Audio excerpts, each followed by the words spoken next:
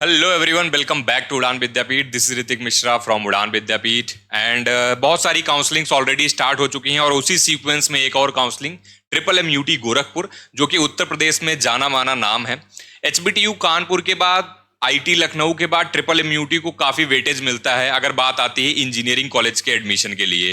तो आज हम देखने वाले हैं ट्रिपल एम यूटी की काउंसलिंग कैसे होती है, क्या प्रोसेसेस हैं, कैसे रजिस्ट्रेशन करना है, क्या कट ऑफ होने वाला है और इस बार क्या चेंजेस आए हैं जिसकी वजह से कुछ एडवांटेज और डिसएडवांटेज आप लोगों को मिल सकते हैं, उसके बारे में भी कंप्लीटली बात करने वाले हैं। तो चलो अपने वीडियो की स्टार्टिंग करते हैं और जो भी लोग नए हो या फिर अभी तक सब्सक्राइब नहीं किए हो, इस चैनल को जरूर सब्सक्राइब करके रखना, क्योंकि ये आपके ऑल ओवर इंडिया का वन स्टॉप सॉल्यूशन होने वाला है काउंसलिंग के ऊपर। ठीक है, तो इसमें हम सारा स्पॉट से लेकर के प्लेसमेंट से लेकर के हर एक चीज का डेटा यहाँ पे डिस्कस करेंगे। ठीक है, बात करेंगे हर चीज के बारे में। ओके, चलो हम अपना वीडियो स्टार्ट करते हैं। और देखो, सबसे पहले मैं तुम्हें थोड़ा सा ओवरव्यू दे दूं कि तुम्हारी जो ट्रिपल एम यूटी की काउंसलिंग है, अब इसके अंदर कुछ चीजें हैं। ठीक है, जो बेसिक ओवरव्यू है, जैसे 2500 आपका रजिस्ट्रेशन है, यहाँ पे जो एप्लीकेशन भरोगे वहां पे उसका नॉन रिफंडेबल है, ये आपको भरना ही है। ठीक है, जेई मेन 2026 के बेसिस पे होने वाला और लास्ट डेट जो है वो 20th ऑफ जून है। तो भाई इससे पहले पहले आपको क्या कर लेना है, अपना रजिस्ट्रेशन कर लेना है। चॉइस फिलिंग का शेड्यूल अभी रिलीज नहीं किया गया, जैसे ही उसका शेड्यूल रिलीज होगा मैं आपको डिटेल में वहां पे समझा रहा हूँ, बता रहा हूँ। बट नॉर्मली अगर ओवरव्यू देखा जाए तो 4 ऑनलाइन राउंड होते हैं, तो नॉर्मल राउंड होते हैं। फिर चार राउंड में जिसको फाइनली कॉलेज मिल गया रहता है उसके लिए कराया जाता है internal sliding round. Internal sliding round में बेसिकली क्या होता है कि आपकी जो भी कॉलेजेस में आपको ब्रांचेस अलॉट हुई होती हैं, विद इन द कॉलेजेस आपकी ब्रांच को अपग्रेड किया जाता है। ठीक है, तो बहुत ही कमाल का राउंड होता है और बहुत ही स्ट्रेटेजिक राउंड होता है ये, और बहुत सारे बच्चों को इसका बेनिफिट भी मिलता है। उसके बाद जो सीटें बच जाती हैं उसके लिए होता है स्पॉट राउंड। अब स्पॉट राउंड तक मेनली क्या देखा गया है कि बहुत सारे लोग रुकते नहीं है, बट अभी मैं तुमको इसका मतलब समझाऊंगा क्यों स्पॉट राउंड आपके लिए बहुत ज्यादा एडवांटेज दे सकता है अगर आपकी रैंक थोड़ी सी ज्यादा है, अगर आप उत्तर प्रदेश के छात्र हो या फिर आप उत्तर प्रदेश के बाहर के छात्र हो तब भी। तो टोटल हमारे पास अगर देखा जाए तो 4 ऑनलाइन राउंड, एक आपका इंटरनल स्लाइडिंग और 2 स्पॉट राउंड, यानी 6 राउंड की काउंसलिंग होती है। लगभग 1 से 1.5 महीने का ये आपका टाइम पीरियड होता है जिसमें आपको ये सारी चीजें करनी होती हैं। अब अगर एलिजिबिलिटी क्राइटेरिया की बात करें तो क्वालिफिकेशन में अगर मिनिमम मार्क्स की बात करो तो 55% आपके होने चाहिए एग्रीगेट में। ठीक है, अगर एससी एसटी कैंडिडेट्स की बात करोगे तो 50% हो जाएगा। ठीक है, और जो एटलीस्ट जो 60% मार्क्स होना चाहिए वो एवरेज, यानी एवरेज आपका टोटल 60 होना चाहिए and 55 is the basic minimum eligibility criteria. ठीक है, ओके, अब बात करते हैं आगे हम मैथम इसके सब्जेक्ट वाइज। अगर तुम यहाँ पे देखो सब्जेक्ट वाइज क्या क्या होने चाहिए, तो देखो यार, अगर मैं सिंपली बोलूँ तो पीसीएम रिक्वायरमेंट है, बट यहाँ पे ऐसा केमिस्ट्री को मैंडेटरी नहीं बोला गया है। केमिस्ट्री की जगह आप टेक्निकल वोकेशनल में या फिर कंप्यूटर साइंस में या फिर आईटी या फिर इंजीनियरिंग ग्राफिक्स या फिर इलेक्ट्रॉनिक्स या इंफॉर्मेटिक प्रैक्टिस, ये सारी ब्रांचेस आप यहाँ पे ऑल्टरनेटिव के तौर पे केमिस्ट्री के अलावा भी ले सकते हो, बट मोस्टली बच्चे मुझे पता है कि पीसीएम लेके ही यहाँ पे करते हैं। तो आई थिंक ये बेसिक चीजें क्लियर हो गई। रजिस्ट्रेशन कैसे करना है वो भी बताऊंगा, बस थोड़ी थोड़ी बेसिक पहले चीजें देख लो। अब तुम्हारी जो काउंसलिंग होने वाली है वो कितनी सीटों के लिए होने वाली है, ये बेहद जरूरी सवाल है, क्योंकि अगर तुम्हें पता होगा कि हमारे पास सीट कितनी है तो हमारे चांसेस कितने हैं, वहां से हम ये कैलकुलेट कर पाएंगे, एनालाइज कर पाएंगे। ये एक बहुत इंपॉर्टेंट हिस्सा होता है किसी भी काउंसलिंग का जब भी हम पार्टिसिपेट करते हैं। बट मोस्टली क्या देखा गया है कि पेरेंट्स और स्टूडेंट इसको मिस करते हैं, वो बस कॉलेजेस के ऊपर भागते हैं, प्लेसमेंट के ऊपर भागते हैं, ये कर देंगे, चॉइस फिलिंग क्या होने वाली। बट इंपॉर्टेंट हिस्सा ये है कि किस ब्रांच की कितनी सीटें हैं। ठीक है, उसके अकॉर्डिंग ही तो आपको देखो जितनी कैपेसिटी होगी जो कॉलेज उतना ही आपको एंट्री देगा ना। तो इसमें एक बहुत बड़ा रोल होता है, ये जब आप चॉइस फिलिंग बनाते हो तब इसका बहुत बड़ा रोल होता है। तो ये सब जो बैकग्राउंड वाली चीजें होती हैं जिसका आउटपुट आपको बाद में चॉइस फिलिंग पे रिजल्ट के तौर पे कॉलेज एडमिशन में मिलता है, तो वो ये सारी चीजें हैं। तो यार बहुत सारी सीट्स हैं इस बार यहाँ पे। ठीक है, तो यहाँ पे 8 ब्रांचेस देखने के लिए मिलेंगी। ठीक है, अब फर्स्ट ईयर में आपको 1035 टोटल सीट्स देखने के मिलेगी। ठीक है, यहाँ पे आपको टेक ब्रांचेस में भी, ईसी में भी, ईसी का स्पेशलाइजेशन भी, तो सारी ब्रांचेस यहाँ पे मिलेगी। और सबसे अच्छी बात यह है कि आपको 5% का यहाँ पे ट्यूशन फी वेवियर मिलता है। ठीक है, 5%, यानी तुम्हारी जो भी टोटल सीट्स होंगी 1035 की 5% चीजें तुम्हारी टीएफडब्ल्यू। अब कहोगे टीएफडब्ल्यू क्या है? TFW tuition fee waiver seats है, मैंने ऑलरेडी एक वीडियो बना रखा है टीएफडब्ल्यू के ऊपर। तो उसमें क्या होती है, आपकी ट्यूशन फीस माफ हो जाती है। अब उसके लिए एक सर्टेन एलिजिबिलिटी क्राइटेरिया होता है। वो एलिजिबिलिटी क्राइटेरिया ये है कि आपकी जो इनकम होनी चाहिए वो 8 लाख से कम होनी चाहिए। ठीक है। This is the new eligibility criteria. पहले 6 लाख होता था, अभी 8 लाख हो गया है, अपग्रेड कर दिया गया है। तो 8 लाख के नीचे आपकी एनुअल इनकम है, ठीक है, तो आप यहाँ पे TFW सीट के लिए अप्लाई कर सकते हो। बस आपको इनकम सर्टिफिकेट आपका बना के देना होगा, और वो इनकम सर्टिफिकेट आपका 1 अप्रैल 2026 के बाद का बना होना चाहिए। मतलब अप्रैल, मई, जून, जुलाई, मतलब 2026 में अप्रैल के पहले अगर बनवाया है तो वैलिड नहीं है, अप्रैल के बाद बनवाया है तो वैलिड रहेगा। अंडरस्टूड? आई थिंक ये मेरी जितनी भी चीजें अभी तक आपको मैंने बताई बहुत ही क्लैरिटी के साथ, बहुत ही अच्छे से बता दी, तो आपको समझ में आ गया होगा। अब तुम देखो 103 सीट्स मिलती हैं अदर स्टेट्स के लिए, ठीक है। होम स्टेट्स के लिए 1086 सीट्स मिलती हैं।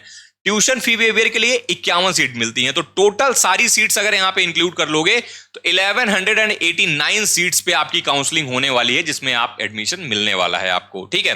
तो यहाँ पे तुम अगर ब्रांच वाइज देखना चाहते हो अदर स्टेट की कितनी कितनी सीटें हैं, तो तुम देखो यहाँ पे, जैसे यहाँ पे ये अदर स्टेट्स की सीटें यहाँ पे दिया गया है, तो यहाँ पे अदर स्टेट की सीटें तुम देख सकते हो, ठीक है। आगे चलते हैं, रिजर्वेशन के ऊपर बात करते हैं। अब देखो रिजर्वेशन क्या है। रिजर्वेशन मोस्टली जो उत्तर प्रदेश की काउंसलिंग होती है, जैक दिल्ली की काउंसलिंग होती है, जैक चंडीगढ़ की काउंसलिंग होती है, मोस्टली सबको रिजर्वेशन यही परसेंटेज देखने के लिए मिलता है। शेड्यूल कास्ट का 21%, ठीक है। शेड्यूल ट्राइब जो यूपी के हैं उनको 2%, और ओबीसी यूपी के जो है 27%, इकोनॉमिकली वीकर सेक्शन का 10% रहता है। अब क्या होता है, जनरली एक आपका कैटेगरी होती है, फिर एक होता है सब कैटेगरी, जो हॉरिजॉन्टल रिजर्वेशन होता है। 2 तरीके के रिजर्वेशन होते हैं, एक वर्टिकल रिजर्वेशन, एक हॉरिजॉन्टल। तो वर्टिकल में तो आपका ये सारे आ गए, ठीक है, यानी कि यहां पे ओपन, ठीक है, यहां पे ईडब्ल्यूएस, यहां पे ओबीसी, यहां पे एससी, ऐसे आ गए। अब इनमें से ही सपोज दैट मैं कोई स्टूडेंट हूं, मैं ईडब्ल्यूएस स्टूडेंट हूं, और मेरे पास सब कैटेगरी भी है, यानी डिफेंस कोटा है। तो डिफेंस क्या है, ये सब कैटेगरीज। तो ये सारी जो यहाँ पे कैटेगरीज लिखी हैं, ये सारी सब कैटेगरीज हैं। तो पर्टिकुलरली इस कैटेगरी के अंदर जितनी सीटें होंगी उसमें से कुछ पर्टिकुलर सीटें इस सब कैटेगरी के लिए अलॉट करी जाती हैं। तो ये सीन रहता है सब कैटेगरीज का। इसका बहुत बड़ा एडवांटेज देखने के लिए मिलता है। तो जिनके पास ये सारे सब कैटेगरी का कोई भी कोटा है, बहुत ही अच्छे से अपना इस्तेमाल करो काउंसलिंग में बेनिफिट लेने के लिए, ताकि आपको कोई भी आगे चल के कंफ्यूजन और ये जो स्ट्रेस वाली सिचुएशन होती है ना कि कहां मिलेगा नहीं मिलेगा, ताकि तो इसका एडवांटेज बहुत अच्छा मिलता है। तो मैं कहूंगा इसका एडवांटेज अगर आप यूज कर ले गए तो डेफिनेटली आपको सीट्स काफी बढ़िया मिल जाएंगी। मतलब ब्रांच तो आपकी काफी ठीक मिल जाएगी। आपकी ऑर्डिनरी रैंक है तब भी आपको एक्स्ट्रा ऑर्डिनरी रिजल्ट मिलेगा using the sub category things, okay. तो यहाँ पे 2%, 5%, 5%, 20%, सबसे ज्यादा जो होता है यूपी गर्ल के लिए होता है 20%, जो फीमेल के लिए रिजर्व रखी जाती हैं 20% सीटें, ठीक है। बाकी आर्म फोर्सेस का है, फ्रीडम फाइटर का है, ठीक है, यहाँ पे हैंडीकैप्स का है। तो ये सारी आपकी यहाँ पे सब कैटेगरीज हो जाती हैं, ठीक है। अब यार बात करते हैं कि काउंसलिंग में क्या प्रोसेस होता है, ठीक है। तो ये आपका काउंसलिंग का प्रोसेस होता है, ठीक है। बहुत सारे लोग अभी ये भी कंफ्यूज होंगे कि रजिस्ट्रेशन कैसे करना है। मैं उनको ये भी बता दूं कि रजिस्ट्रेशन के लिए यार आपको ज्यादा कुछ करना, टेंशन नहीं लेना, ठीक है। ये है आपका, ये जो PDF है मैं अटैच कर दूंगा, ठीक है। ये अटैच करके आपको यहाँ पे मैं दिखा दूंगा, ठीक है। ये आपका जो पोर्टल है MMUT का, ये भी इस बार समर्थ जैसे AKTU का समर्थ करा रहा है। तो अभी जो AKTU की काउंसलिंग और जो आपकी ये आपकी MMUT की काउंसलिंग सारा समर्थ पोर्टल से होने वाला है। तो आप देखोगे यहाँ पे आप जैसे ही जाओगे यहाँ पे step by step procedure for registration, तो यहाँ पे दिया गया है, ठीक है। अब इसमें करना क्या है, इन्होंने पहले हर एक स्टेप यहाँ पे समझाया गया। पहला स्टेप आपका ये है, ठीक है।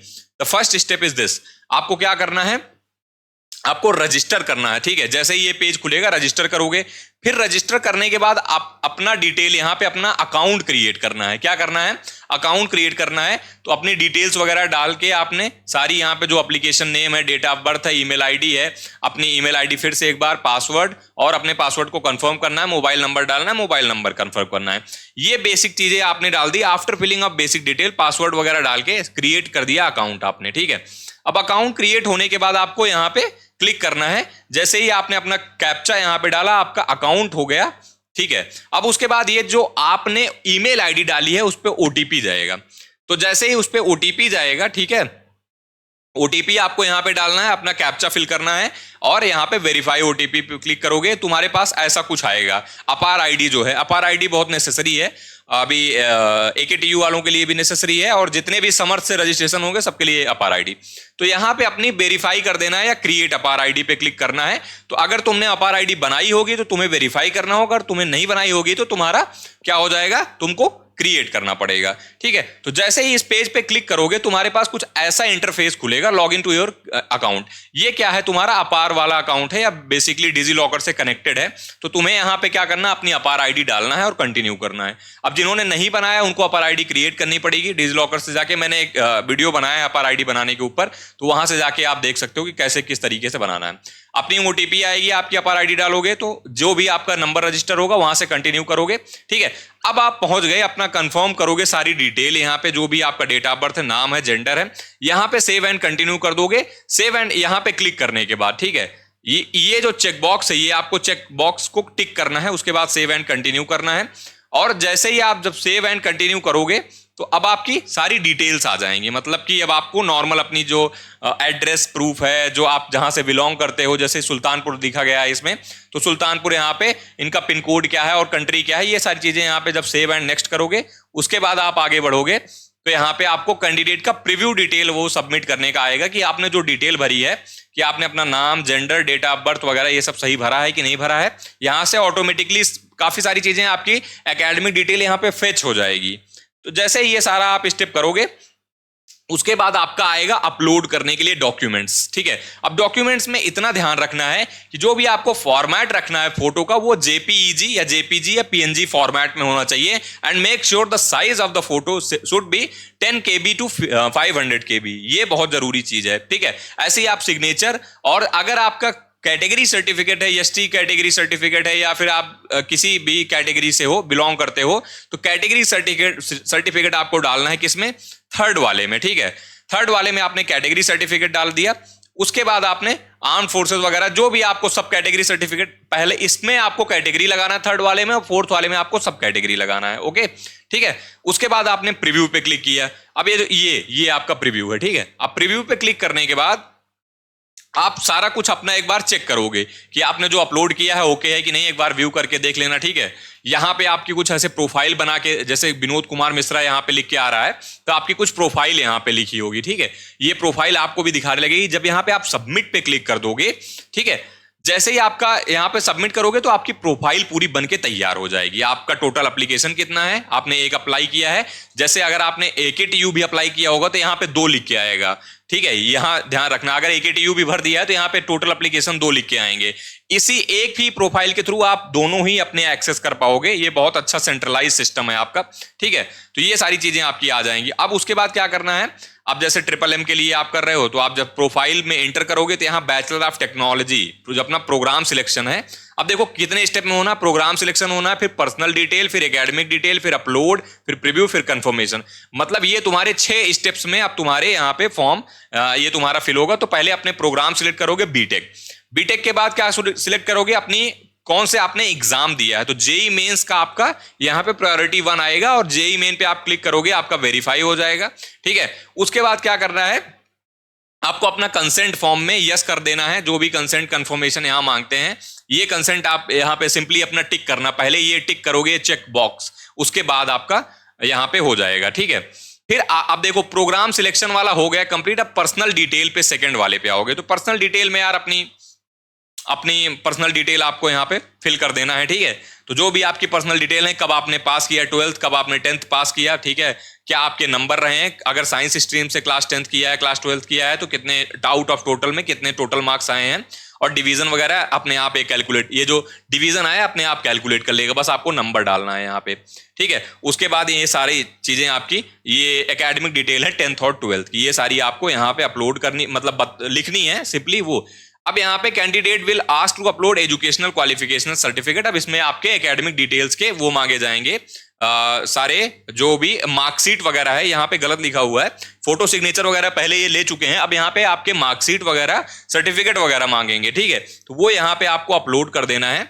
अपलोड करने के बाद जब आप फाइनल प्रीव्यू पे क्लिक करोगे तो आपको यहाँ पे एक रजिस्ट्रेशन नंबर मिल जाएगा, एक क्यूआर मिल जाएगा। बैचलर ऑफ टेक्नोलॉजी प्रोग्राम के लिए आपकी प्रोफाइल क्रिएट हो गई है। अब काउंसलिंग प्रायोरिटी सिलेक्शन में जब आप जाओगे उसके बाद ये सारा आपका वेरीफाई हो जाएगा। फिर आपको कितना पे करना है, आपको 2500 रुपीज की फीस पे करनी है यहाँ पे। जैसे ही आप 2500 यहाँ पे कर दोगे, पे विद एसबीआई, आप किसी भी बैंक से पे कर सकते हो, यूपीआई के थ्रू, कार्ड के थ्रू, ठीक है, नेट बैंकिंग के थ्रू यहाँ पे कर सकते हो। जैसे ही आप यहाँ पे क्लिक करोगे आपको एक दूसरा पेज रीडायरेक्ट हो जाएगा, वहां पे जाके आपकी पेमेंट हो जाएगी, ठीक है। और जैसे ही आप पेमेंट कर दोगे आपका कंप्लीशन हो जाएगा पूरा। देखो ये सारा ये विंडो खुल के आती है, यूपीआई के थ्रू, नेफ्ट के थ्रू ब्रांच पेमेंट कर सकते हो, नेट बैंकिंग कर सकते हो, ये सारी आपकी यहाँ पे। कार्ड नंबर डालोगे, यूपीआई आईडी है तो आपके यूपीआई पे एक क्यूआर क्रिएट हो जाएगा, वो क्यूआर से आप पेमेंट कर सकते हो, ठीक है। ये सारा हो जाएगा। उसके बाद जैसे ही आपकी चॉइस फिलिंग खुलेगी तो चॉइस फिलिंग वगैरह आपको करना होगा और आपका ये प्रोसीजर यहाँ पे फॉर्म फिलिंग का रहने वाला है, ठीक है। आई होप सो मैंने आपको फॉर्म फिलिंग बहुत अच्छी तरीके से बता दिया। अगर फिर भी कोई कंफ्यूजन हो तो बताना यार, ठीक है। कमेंट सेक्शन आप ही के लिए खुला हुआ है, जो भी पूछोगे वहां पे मैं आपको आंसर करूंगा। अब उसके बाद ये स्टेप जो मैंने वो बताया ना, इसके बाद का ये स्टेप है, ये पहला स्टेप है। ये पहला स्टेप मैंने बताया, मतलब वेरीफाई हो गई, ये दूसरा स्टेप हो गया, तीसरा हो गया, चौथा हो गया, पांचवा हो गया, छठा हो गया, सातवां हो गया, ठीक है, आठवां हो गया, नौवां हो गया, ये भी मैंने बता दिया। डॉक्यूमेंट वेरिफिकेशन हो गया, 10वां हो गया, 11वां हो गया, ठीक है। इतने स्टेप तुम्हारे हो गए। आई थिंक कोई स्टेप मैंने मिस कर दिया क्या? 7, 8, 9, 10, मैं एक इससे एक आगे चल रहा हूं। आई डोंट नो क्या कैलकुलेशन है, ठीक है, छोड़ो। तुम ये पॉइंट समझो, ठीक है। अब तुम कहां पे आ चुके हो? अभी तक मैंने तुमको ये सारे स्टेप्स बता दिए हैं, समझ में आया? अब तुम पहुंच चुके हो चॉइस फिलिंग पे, ठीक है। अब तुम्हें अपनी चॉइस फिलिंग करनी है। तो चॉइस फिलिंग यार आपकी जो मैंने अभी आपको सीट्स दिखाई थी, उन सीट्स के आधार पे क्या आपकी रैंक है, क्या आपकी प्रायोरिटी है, ठीक है, उसके हिसाब से कितना आपको मिलेगा, उस हिसाब से सबसे पहले आपको एक बेहतरीन सी चॉइस फिलिंग बनानी है, एक बढ़िया मतलब 5 स्टार वाली चॉइस फिलिंग बनानी है, ताकि सबसे इंपॉर्टेंट हिस्सा किसी भी काउंसलिंग का होता है चॉइस फिलिंग, ठीक है। अब ये चॉइस फिलिंग बना के जब आप विद इन द टाइमलाइन अपनी चॉइस फिलिंग बना लोगे, फिर आपको चॉइस लॉक करना होगा। चॉइस लॉक करोगे, उसके बाद आपका आएगा सीट अलॉटमेंट रिजल्ट। अब राउंड 1 होगा, अलॉट होगा कि नहीं होगा वो पता लगेगा। अगर अलॉट हो जाएगा तो आपको अपना विलिंगनेस फ्रीज और फ्लोट चूज करना है। अगर आपको कोई भी सीट नहीं मिली है तो आप ऑटोमेटिकली सेकंड राउंड में चले जाओगे, ठीक है। और उसके बाद आपको यहाँ पे सीट एक्सेप्टेंस फीस अपना डिपॉजिट करना होता है, अगर इन केस आपने फ्रीज या फ्लोट चूज किया है। और उसके बाद आपका जो बाकी की बची फीस है, जब आप फिजिकल रिपोर्टिंग करने जाते हो तब आप करते हो, क्योंकि जैसे फ्रीज होता है तो लॉक कर देते हो सीट, तो उसी समय आपको देना होता है 2-3 दिन के 4 दिन के विंडो में। बट फ्लोट करते रहते हो तो जब तक लास्ट राउंड होता है, उसके बाद जब फिजिकल रिपोर्टिंग होती है तब जाना होता है। फिर फिजिकल रिपोर्टिंग जब करोगे तो अपने सारे डॉक्यूमेंट्स लेकर के जाओगे। अब तुम पूछोगे भैया कौन कौन से डॉक्यूमेंट्स लेके जाएंगे फिजिकल रिपोर्टिंग में, मैं तुम्हें वो भी बता दूं, ठीक है। तुम्हारे ये सारे डॉक्यूमेंट्स हैं जो तुम्हें फिजिकल रिपोर्टिंग में लेके जाने हैं। जब भी कॉलेज पूछेगा कि भाई हमारे यहाँ फिजिकल रिपोर्टिंग करने आना है, आपको यहाँ पे कंप्यूटर साइंस ब्रांच मिल गई है और आपको इतने तारीख को यहाँ पे रिपोर्ट करना है विद द डॉक्यूमेंट्स और जो भी रिमेनिंग फीस है उसके साथ। तो ये सारे आपके डॉक्यूमेंट्स हैं, ठीक है। और यहाँ पे लिखा भी हुआ है फॉर्मेट वगैरह, अगर कुछ इशू होगा तो बताना, ठीक है। वैसे फॉर्मेट में इशू आना नहीं चाहिए, मैंने बहुत सारी वीडियो बनाई है, सब में डिस्कस करता हूँ ये सारी चीजें, ठीक है। तो ये सारी चीजें जैसे ही आपकी हो गई, अब आपको ये भी है कि भाई अब मुझे एडमिशन होगा तो फीस कितनी लगेगी। तो देखो ये फीस का पूरा एक मतलब यहाँ पे बाइफरकेशन है, पूरी तरीके से बताया गया। बट मैं तुम्हें सबसे इंपॉर्टेंट चीज पे ध्यान दिलाता हूँ। तो आपकी जो फीस पड़ने वाली है वो 1,37,000 पड़ने वाली है, ठीक है। इन्होंने अपनी 2,500 अपनी फीस बढ़ा दी है पूरी, ठीक है। तो जो भी फर्स्ट सेमेस्टर में यहाँ पे फीस फर्स्ट और सेकेंड सेमेस्टर की जो फीस पड़ने वाली है वो आपकी 1,35,000, मतलब 1 ईयर की, कितनी 1 ईयर की फीस यहाँ पे आपकी इतनी होने वाली है। हॉस्टल वगैरह के चार्जेस आपको अलग से देने होंगे। एनआरआई के लिए यहाँ पे ट्यूशन फीस $7,000 है, तो एनआरआई वाले थोड़े से यहाँ पे चेंज हो गए। और जो ट्यूशन फी वेवियर जिनको सीट मिली होगी उनकी यहाँ पे 75,000 के आसपास क्या हो जाएगी, सीट लेस हो जाएगी, ठीक है। यहाँ पे जो भी आपकी ट्यूशन फीस होगी ना वो सारी लेस हो जाएगी। ट्यूशन फीस यहाँ पे आपको नहीं दिख रहा होगा, बट ट्यूशन फीस यहाँ पे कितनी है, वो 75,000 है। तो 75,000 आपकी क्या हो जाएगी, लेस हो जाएगी। आपको अगर TFW सीट यहाँ पे मिली हुई है, जैसे मैंने बताया 5% सीटें यहाँ पे टोटल सीट्स का, मतलब एक 1100 लगभग सीट्स हैं, तो उसका 5% आपकी सीटें यहाँ पे 51 सीटें के आसपास आपकी यहाँ पे TFW सीट है। तो अगर वो मिल गई तो बल्ले बल्ले है, मजा ही आ जाएगा। ठीक है, ओके ठीक है। बहुत सारी काउंसलिंग यार चल रही हैं। एक अब ऑल यूपी में ही बात करें तो AKTU, ठीक है, AKTU के साथ आपका HBTU, ठीक है। अब यहाँ पे MMMUT भी आ गया लाइन में। CSJMU ऑलरेडी चल रहा है, बहुत जल्दी RGIPT भी शुरू हो जाएगा। तो भाई इतनी सारी काउंसलिंग्स यहाँ पे आपको एक जगह मिल जाएंगी। ऑल यूपी का काउंसलिंग प्रोग्राम है, सिंपल सी चीज है, आपको कुछ नहीं करना है यार, आपको बहुत सारी चीजें यहाँ पे मिल रही होंगी। जस्ट आपको क्या करना है, एनरोल करना है।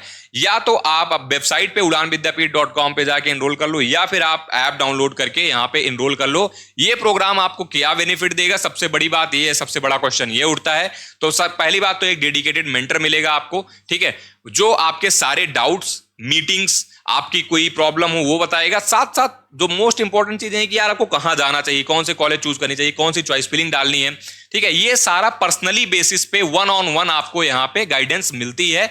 गाइडेंस के साथ साथ आपको एक असिस्टेंस भी मिलती है, मतलब आपको करना नहीं होता, बस आपको डिसीजन मेकिंग में सारी चीजों में अपना जो होता है, जो अपनी इंटरेस्ट होता है, जो आपको जहां जाना है, क्या करना है, फ्यूचर में क्या सोच रखा है, ये सब बताना होता है। उसके बेसिस पे पूरी एक प्रॉपर काउंसलिंग टीम है जो आपको ये सारा कुछ करके देती है, जो समझाती है, बताती है, आगे चल के सारा प्रोसेस कराती है। तो आपको एक वन टाइम सॉल्यूशन मिल जाएगा, आपका एकदम स्ट्रेस खत्म हो जाएगा। तो बेसिकली आपको क्या करना है, आपको ये सारा जो है फैसिलिटी यहाँ पे मिल जाएगा। एनरोल कर लेना यार, अभी बहुत कम प्राइस है, ठीक है, प्राइस बहुत जल्दी बढ़ने वाले हैं, तो मेक श्योर करके इसको जल्दी एनरोल कर लेना। बाद में तुम्हारे लिए भी बहुत दिक्कत होगी और हमारे लिए भी, बाद में हमें प्रोग्राम बंद करना पड़ता है बहुत ज़्यादा स्टूडेंट्स अगर आ जाते हैं, क्योंकि हमें, हमारी प्रायोरिटी क्या रहती है कि पहले जो बच्चे आए हम उनकी काउंसलिंग अच्छी तरीके से करें, ठीक है, तो ये प्रायोरिटी रहती है। तो तुम्हें क्या कर लेना, एनरोल कर लेना। बाकी जो भी मल्टीपल काउंसलिंग में पार्टिसिपेट कर रहे हैं यूपी के अलावा भी, उनके लिए रिकमेंडेड रहेगा ये कॉम्बो प्रोग्राम, जहां पे आपको प्राइवेट से लेके गवर्नमेंट से लेकर के जो भी मेजर काउंसलिंग्स हैं इंडिया में जो भी होती हैं, स्टेट्स हो गई, कॉमेड की हो गई, MST CET हो गई, बहुत सारी काउंसलिंग्स इसमें कवर हैं। तो ये आप प्रोग्राम एनरोल कर लेना अगर मल्टीपल काउंसलिंग में आपको पार्टिसिपेट करना है, या फिर आपको अगर लगता है कॉलेजेस मुझे अलग अलग काउंसलिंग्स में मिल रहे हैं, ठीक है। बेसिकली होम आप कट ऑफ भी देख सकते हो यहाँ पे, ठीक है। ओपन का यार IT देखो 88,000 तक मिला हुआ है, CSE 73,000 तक मिला हुआ है। अब ये होम स्टेट का कट ऑफ है। अब तुम इधर आ जाओ, अब तुम देखो ऑल इंडिया वालों को, ठीक है, ऑल इंडिया वाले अदर स्टेट वालों को। अब यहाँ पे CSE देखो, CSE तुम्हें 76,000 पे, वहां पे कितने पे मिला था, वहां पे 73 पे मिला था। तो भाई जो अदर स्टेट वाली सीटें हैं यहाँ पे, अदर स्टेट वालों को यहाँ ज्यादा रैंक तक मिलता है। तो अभी अदर स्टेट वाले जितने भी लोग देख रहे हो यहाँ पे बेनिफिट उठा लेना, बाद में हो सकता है ये चीज सिनेरियो चेंज हो जाए। तो भाई 73,000 पे, 76,000 पे ओपनिंग हुई है और 76,000 पे ही क्लोज हुआ है, जो भी पर्टिकुलर कोई एक ही स्टूडेंट रहा होगा, ठीक है, जिसको ये मिला था। तो ऐसे करके यहाँ पे तुम देखोगे, पीछे वाला कट ऑफ देखोगे, तो तुम्हें यहाँ पे किसी भी कैटेगरीज का उठा के देखो, ऑल इंडिया में तो सब ओपन होते हैं, अभी होम स्टेट में कैटेगरीज में डिवाइड होते हैं। तुम किसी भी ब्रांच का उठा के देख लोगे, तुम्हें यहाँ पे अदर स्टेट में वाले में बेनिफिट मिलता ही दिखेगा, ठीक है। तो ये फायदा है अदर स्टेट वालों को। अदर स्टेट वाले पूछते हैं भैया मेरा क्या फायदा होगा, तो भाई तुम्हें सीधे सीधे 10,000, 4,000, 5,000 रैंक का फायदा हो रहा है, इससे ज्यादा और क्या चाहिए, ठीक है। कॉलेज का प्लेसमेंट भी अच्छा जा रहा है, NRF में इस बार 13 लाख दिखा रखा है। प्लेसमेंट भी देख लो तुम, अच्छा हुआ, प्लेसमेंट की चर्चा चल गई तो प्लेसमेंट भी देख लो। इस बार इनका एवरेज जो है वो 7 LPA एवरेज इन्होंने सही दिखाया, 7 LPA एवरेज है, एकदम एक्यूरेट है। हाईएस्ट पैकेज इस बार 59 गया है। 1100 नंबर, 1100 ऑफर आए हैं, ये बात भी सही है, ठीक है, ऑफर आए हैं, लिटरली ऑफर आए हैं। तो MMM का प्लेसमेंट काफी इंप्रूव हुआ है पिछले 1-2 सालों में, तो काफी हुआ है, ठीक है। ये पिछला सेशन अच्छा गया है, पिछला सेशन भी अच्छा गया था। हालांकि इन्होंने जो यहाँ पे डेटा दे रखा है, ये 2024 वाला जो प्लेसमेंट जो बैच था उसमें से काफी चीजें 2024 में है। और इन्होंने ये भी क्लेम किया है कि इनमें से बहुत सारी कंपनीज इस बार भी यहाँ पे आके गई हैं, कैंपस रिक्रूटमेंट करके गई हैं। बड़े बड़े पैकेजेस दिखाए इन्होंने, जैसे 45 LPA का अमेजॉन का दिखाया, उबर का 59 LPA का दिखाया है, बेल का 15.5 लाख का यहाँ पे दिखाया है। 33 स्टूडेंट प्लेस हुए हैं। सबसे बड़ी बात तो ये है, मतलब इतने नंबर ऑफ स्टूडेंट्स इस वाले पैकेज पे गए हैं, तो ये ओवरऑल इनका क्या एवरेज सही कर देता है, इनका मीडियन अच्छा कर देता है। इनका जो मीडियन 13 लाख दिखाया है वो इसीलिए दिखाया है इन्होंने कि यहाँ पे जो ज्यादा नंबर ऑफ कैंडिडेट हैं, मीडियन का क्या मतलब होता है कि टॉप के 50% जो लोग हैं उनका प्लेसमेंट जो पर्टिकुलर अमाउंट इन्होंने दे रखा है 13 लाख, उससे ज्यादा हो रहा है। तो यानी आप टॉप 50% में हो तो आपका 13 लाख से ज्यादा का प्लेसमेंट होगा। जनरली एक अगर आउटपुट निकालो तुम मीडियन से, तो उसका ये मतलब होता है, ठीक है। तो ये ऐसे टोरेंट गैस में देखो आपको 15 स्टूडेंट गए, कॉग्निजेंट में 26 गए, तो नंबर ऑफ स्टूडेंट इनके ज्यादा मतलब ज्यादा प्लेस हो रहे हैं, जो भी ठीक ठीक कंपनीज हैं उनमें, या पीएसयू भी एंटर कर गई हैं तो वो भी है। अब बात आता है सबसे लास्ट राउंड जो होता है स्पॉट राउंड। तो स्पॉट राउंड में यार सबसे इंपॉर्टेंट होता है वैकेंसी का, कितनी वैकेंसी है, और उस वैकेंसी के आधार पे आपको स्पॉट राउंड करना होता है। और ये स्पॉट राउंड जो होता है वो टोटली ऑफलाइन होता है। आपको कैंपस में जाकर के अपने सारे डॉक्यूमेंट्स के साथ, जो मैंने डॉक्यूमेंट्स बताए वो सारे डॉक्यूमेंट्स के साथ साथ ही अपनी फीस भी साथ में लेके जानी होती है, ताकि अगर आपका एडमिशन हो जाए तो वहां पे आपको फीस भी सबमिट करना होता है, अदरवाइज आपका एडमिशन नहीं हो पाता है। तो वैकेंसी जो होती है वो अलग अलग कैटेगरीज में, अलग अलग ब्रांच के लिए अलग अलग तरीके से होती है। अब जैसे तुम यहाँ पे देखो तुम टॉप वाली ब्रांचेस के लिए देखो, कोई यहाँ पे सारी सीट्स यहाँ पे देखो सारी कुछ भी नहीं, 0 हैं। अब नीचे वाली सीट्स के लिए ही होती हैं इलेक्ट्रिकल, मैकेनिकल, सिविल और केमिकल। तो इनके लिए 217 सीटें अगर पिछले बार 2025 में बात करें तो खाली थी, ठीक है। इसके बाद एक स्पॉट राउंड और होता है, उसमें 90 के आसपास सीटें यहाँ पे वैकेंट थी। तो तुम्हारा ये, मेरा ये कहने का मतलब है 217 सीटें पहले राउंड में खाली थी, ठीक है। फिर उसमें से 90 बच भी गई, यानी कि बहुत सारे कैंडिडेट यहाँ पे नहीं पहुंच पाए। तो भाई राइट टाइम पे राइट इंफॉर्मेशन मिली नहीं तो पहुंचे नहीं। कुछ लोग पहुंचे तो उनको ये नहीं पता था कि ऊपर की सीटें खाली नहीं है। अब कुछ लोग वो भी पहुंचे तो कुछ लोगों के डॉक्यूमेंट्स खराब थे, मतलब उनके डॉक्यूमेंट्स ही नहीं है। कुछ लोग अपनी फीस ही नहीं ले जा पाए, डीडी ही नहीं बनवा पाए। तो ऐसे तमाम समस्याएं आती हैं जब भी आप स्पॉट राउंड में पार्टिसिपेट करते हो। इसीलिए स्पॉट राउंड को इजी नहीं माना जाता है और बहुत सारे लोग स्पॉट राउंड से जाने से पैनिक करते हैं। स्पॉट राउंड जब भी जाइएगा प्रॉपर गाइडेंस के साथ जाइएगा, मेरा यही रिकमेंडेशन मैं हर वीडियो में बताता हूं। Spot round is not an easy task, क्योंकि यहां पे आपको पहले प्रेडिक्शन करके कुछ भी चलोगे तो होगा नहीं। एक कैलकुलेटिव एनालिटिक आपको एनालिसिस करनी पड़ती है, एक कैलकुलेटिव रिस्क लेना पड़ता है, आपको एक बैकअप रखना पड़ता है, कब जाना है, किसकी टाइमिंग किससे मैच कर रही है, किसकी काउंसलिंग कब होगी, इसके बाद किसका कौन सा राउंड होगा। तो ये सारी चीजें कैलकुलेट करके रखनी पड़ती हैं। यही चीज आपकी मदद करते हैं यहाँ पे, आपकी जो हम यहाँ पे आपका काउंसलिंग प्रोग्राम लेके आते हैं। इसीलिए ये सपोर्ट, ये असिस्टेंस की जरूरत आपको डेफिनेटली पड़ती है काउंसलिंग में। अगर आपको जो भी आपकी रैंक आई है उससे बेस्ट आउटपुट निकालना है, बेस्ट रिजल्ट निकालना है, अपनी बेस्ट रैंक के साथ जो भी रैंक आई है, what ever your rank is, what is your ultimate aim. आपका अच्छा प्लेसमेंट होना चाहिए, अच्छा कॉलेज होना चाहिए, अच्छी ब्रांच मिलनी चाहिए। तो वो आपको यहाँ पे जो भी आप डिजर्व करते हो बेस्ट यहाँ पे मिल जाता है। तो बस इतना सा कहना था इस वीडियो के बारे में। अच्छा लगा हो तो लाइक भी कर देना, और अगर सब्सक्राइब नहीं किया तो सब्सक्राइब भी कर लेना। ऐसे ही तमाम वीडियो, तमाम काउंसलिंग के ऊपर सारी चीजें, एमएसटी, सीटी है, कॉमेड के है, ठीक है। आपका जो भी सेपरेट काउंसलिंग्स होने वाली हैं, AKTU की चॉइस फिलिंग शुरू होगी, उसके ऊपर जैक दिल्ली है, GGS IPO, सारी काउंसलिंग यहाँ पे कवर होगी डिटेल में। हर एक process, round 1, round 2, round 3, round 4, सारा कुछ यहाँ पे बता रहे होंगे। तो सब्सक्राइब जरूर रहना, बेल नोटिफिकेशन दबा के रखना, ठीक है। और जिसको भी प्रोग्राम ज्वाइन करना हो जल्दी कर लेना, बिकॉज प्राइस बहुत जल्दी बढ़ने वाले हैं, ठीक है। मिलते हैं अगले वीडियो में। टिल देन जय हिंद, जय भारत।